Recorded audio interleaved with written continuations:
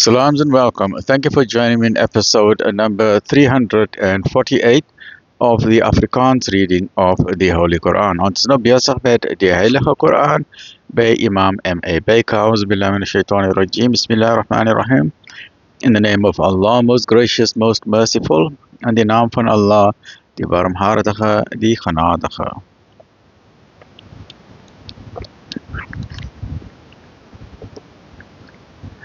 Episode 348, hoofstuk nummer 27, die rooi mure. Surah 27, Surah Al-Naml, the ants. And we know from a scientific point of view, the majority, more than 90% of ants are females. Right? The majority of ants are female, right? Afdeling 1 van hoofstuk nummer 27. 'n Verwysing na die geskiedenis van Moses. In die naam van Allah, die barmhartige, die genadige. En dit begin met die allegoriese letters, the allegorical verses, which are mysterious and mystical. The only thing we can say is that whenever these letters are mentioned, then something is being mentioned about the Quran. But the exact meaning of that, only Allah subhanahu wa ta'ala knows, right? So let's start with that.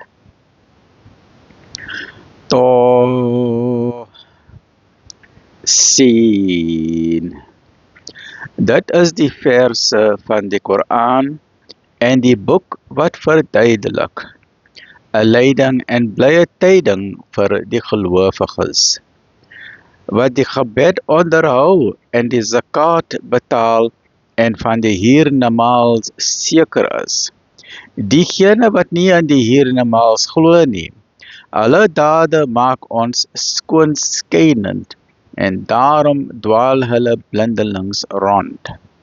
Hulle is die vir wie daar 'n swaar straf is en wat in die hiernamaals die grootste verloordes sal wees.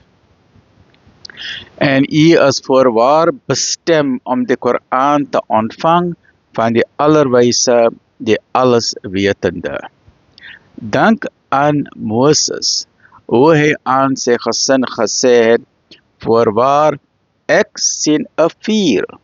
Ek sal julle daarvan tyding bring, of dalk nog 'n brandende kool, sodat julle heel kan warm maak, want die desert in die nag is baie koud, né? En toe hy daarby kom, 'n stem aan hom gesê het, geseënd is hy wat na die vuur soek, en geseënd is hy wat naby daarin is. Eer aan Allah, die Heer van die wêrelde. O Moses, waarlik, ek is Allah, die magtige, die allerwyse. Werp daarom u staf neer.